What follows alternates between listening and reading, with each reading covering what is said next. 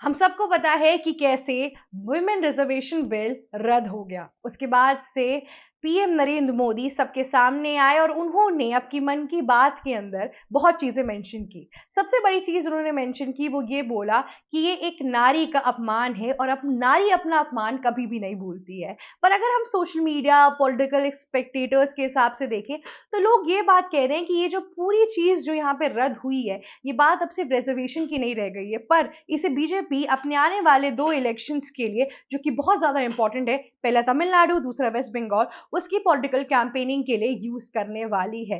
मोदी जी ने आगे जाके बहुत चीजें बोली।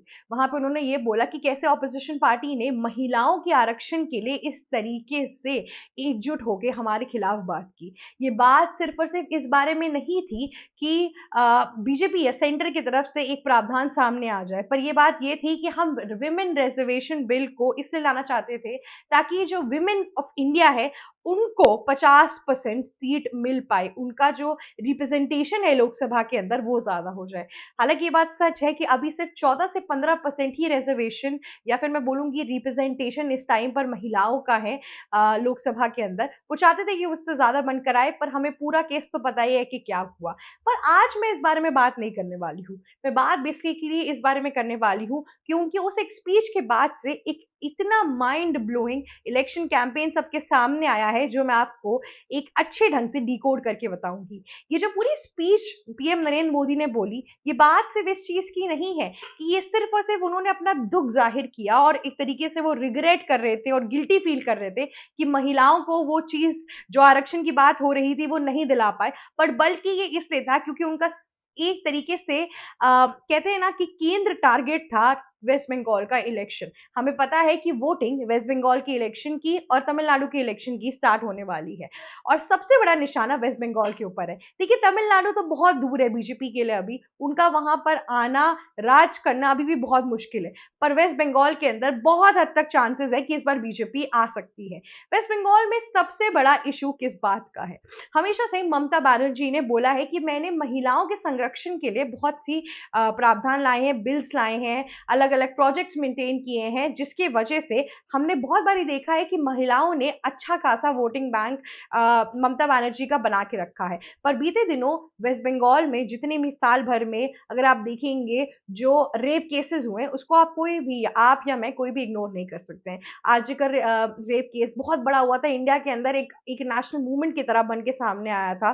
दूसरी ओर हमने देखा था कि कैसे उस लड़की का जो अपनी मेडिकल की पढ़ाई कर रही थी और बाहर बस 8 से 9 बजे के बीच में सिर्फ एक कहते हैं ना स्नैक लेने गई थी, उसके बीच में उसको घसीट के लेकर गए 6 लोग और उसका रेप कर दिया। तो यहाँ पर बीजेपी इस तरीके से हर चीज को सामने लेकर आना चाहती है कि देखो मैं महिलाओं के लिए किस तरीके से खड़ा हुआ हूँ। यहाँ पर महिलाओं को सिर्फ और सिर्फ उनकी जो रेप केसेस हो रहे हैं या फिर उनके खिलाफ जो थ्रेटनिंग चीजें आ रही हैं उसके लिए ही नहीं, पर उनका रिप्रेजेंटेशन लेकर आना चाहता हूँ ताकि आके जाके जितने भी केसेस हो या चीजें हो, महिलाएं अपना पक्ष सामने रख पाए। इस तरीके से उन्होंने पूरी चीज को कार्व करके टारगेट करने की कोशिश की। मैं राजीव सरदेसाई का एक इंटरव्यू सुन रही थी जिसके अंदर उन्होंने ये चीज मेंशन की कि जब मैं 10 साल का था तब मैं इंदिरा रेडियो सुनता था, क्योंकि ऑल इंडिया रेडियो को इंदिरा गांधी ने अपना पर्सनल एक कहते हैं ना एक तरीके का कन्फेशन रूम बना दिया था। उसी तरीके से अब दूरदर्शन मोदी दर्शन की तरह सामने आता जा रहा है।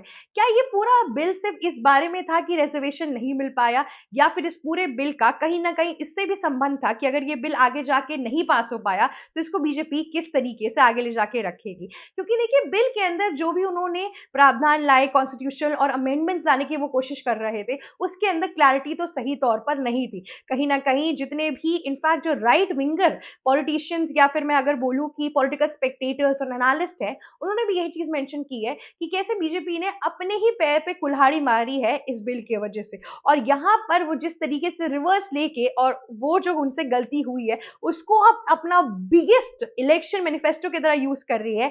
ये बात समझना और देखना एक तरीके से अमित शाह और नरेंद्र मोदी का मास्टर स्ट्रोक है। इसकी वजह से क्या इंपैक्ट पड़ रहा है लोगों के ऊपर, वो तो अपनी जगह एक बात है। एक तरीके से अगर आप सोशल मीडिया पे देखेंगे तो अलग-अलग वेव आई है। एक तरफ जब उन्होंने ये बात की तो लोगों ने बोला कि उन्नाव केस, मणिपुर के अंदर इतने रेप केसेस हुए हैं, अलग-अलग जगहों के केसेस हुए हैं, उसके अंदर अभी भी कोई भी अगर आप देखेंगे तो प्रोसीडिंग्स नहीं हुई है, जस्टिस नहीं मिला है उन विक्टिम्स को। और यहाँ पर हम महिलाओं के संरक्षण के बारे में बात कर रहे हैं, एक वुमेन रिजर्वेशन बिल लाने की कोशिश कर रहे हैं। बीजेपी ने अपने पुराने पेंडिंग केसेस के ऊपर कोई कुछ क्यों नहीं किया? अभी तक उन सब चीज़ों के ऊपर कुछ भी आगे प्रोसीडिंग्स क्यों नहीं हुई? दूसरी ओर अगर मैं बताऊँ तो आपको जब कितनी-कितनी rape victims sorry rape culprits थे जिनको बीजेपी के ही कार्यकाल में रिहाई भी दी गई। तो इन सब चीज़ों के ऊपर सबने बहुत रिलेवेंट क्वेश्चन्स उठाए।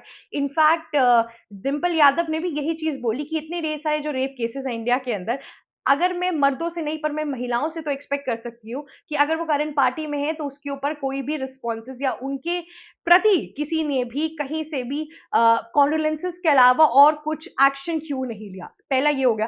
दूसरा ये हो गया कि मोदी जी के जो राइट विंगर कहते हैं ना एक पूरी ऑडियंस है, उन्होंने साफ-साफ ये चीज़ बोली कि कांग्रेस पार्टी चाहती ही नहीं है कि विमेन ऊपर बढ़े या फिर उनका रिप्रेजेंटेशन बढ़े, तो इस तरीके के 2 सेक्शन चल रहे हैं। पर यहाँ पर एक बात तो तय है कि इनकी जो मन की बात इस बार सामने आई है, वो कहीं न कहीं वेस्ट बंगाल के इलेक्शन के लिए ही आई है। देखिए वेस्ट बंगाल के अंदर बीजेपी ने अपने धुरंधर तो निकाल के रख दिए। अब वहाँ पे योगी आदित्यनाथ पहुँच गए, हिमंता बिस्वा शर्मा पहुँच गए, अमित शाह पहुँच गए, मोदी जी खुद पहुँच गए और मोदी जी ने इस बार ये चीज़ साफ-साफ बोल भी दी है कि तुम्हें जितनी गुंडागर्दी करनी है तुम कर लो 29 अप्रैल तक, उसके बाद से 4 मई के बाद से हर चीज़ वेस्ट बंगाल के अंदर बदल जाएगी। बीजेपी इतनी कॉन्फिडेंट है बंगाल के अंदर कि उनकी सरकार बनने वाली है कि ये लोग अपनी हर स्पीच के अंदर यही चीज़ मेंशन कर रहे हैं। आने वाले टाइम में बीजेपी ने विमेन जो इश्यू है सबसे ज़्यादा जो वेस्ट बंगाल के अंदर है, सबसे हाइलाइटेड पॉइंट जो वेस्ट बंगाल के अंदर है, उसको यहाँ पर बहुत ही दिमागदार तरीके से यूज़ किया है। अब देखना ये है कि क्या ये वेस्ट बंगाल के इलेक्शन में एक मास्टर स्ट्रोक की तरह बीजेपी का साथ देगा या फिर इसका कोई इम्पैक्ट नहीं पड़ेगा। पर जिस हिसाब से इस टाइम पे बंगाल की जो ऑडियंस है वो जिस हिसाब से इन चीज़ों को देख रही है उसमें तो यही तय हो रहा है कि किस हिसाब से BJP as a women flag bearer कि औरतों के लिए सोचना एक फेमिनिस्ट पार्टी की तरह सामने आ रही है।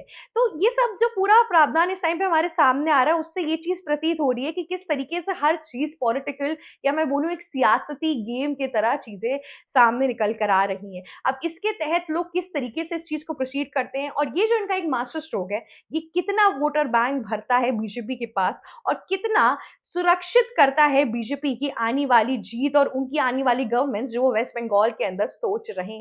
रही बात तमिलनाडु के अंदर, तो तमिलनाडु के अंदर इतने विमेन इश्यूज नहीं है, पर तमिलनाडु की जो ऑडियंस है वो भी एक तरीके से बहुत फेमिनिस्ट अप्रोच रखती है। तो यहाँ पर जो बीजेपी ने जिस हिसाब से विमेन रिजर्वेशन बिल को लाने की बात की थी, क्या पता लोग उस चीज से जागरूक हो जाए, क्या पता लोग बीजेपी को वोटिंग बैंक रेशियो में रखें। देखिए जब ना इलेक्शंस की बात होती है तो दो चीजें जरूर हिट की जाती है। पहला जातिवाद, दूसरा आपका महिलाओं का संरक्षण।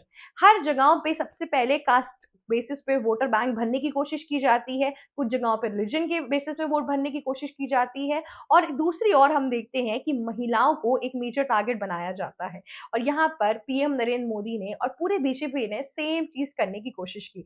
बहुत लोग ये भी कह रहे हैं कि पीएम नरेंद्र मोदी ने इस पूरे या फिर बीजेपी को मैं बोलूं कि जिस ये जो पूरा का पूरा जो विमेन रिजर्वेशन बिल है ये कहीं ना कहीं जानबूझकर हारा गया। उनको पता था कि कहीं ना कहीं ये चीज आगे जाके पास हो ही नहीं पाएगी क्योंकि 2/3 जो मेजोरिटी थी वो कांग्रेस की तरफ से या ऑपोजिशन की तरफ से चाहिए थी और ऑपोजिशन इस चीज के लिए बिल्कुल भी हामी नहीं भरता। तो कहीं ना कहीं ये सब चीजें बहुत ही एक प्लेड तरीके से रखी गई है। देखते हैं कि इसका इलेक्शन पे क्या असर होता है। आज के लिए बस इतना ही। अगर आपको ये वीडियो अच्छी लगी तो लाइक, शेयर, सब्सक्राइब और कमेंट करना बिल्कुल भी मत भूलिएगा। जाते-जाते बेल आइकन भी हिट कर दीजिएगा। Thank you so much for watching us. ABC Hindi news आज ही जुड़िए हर खबर के साथ।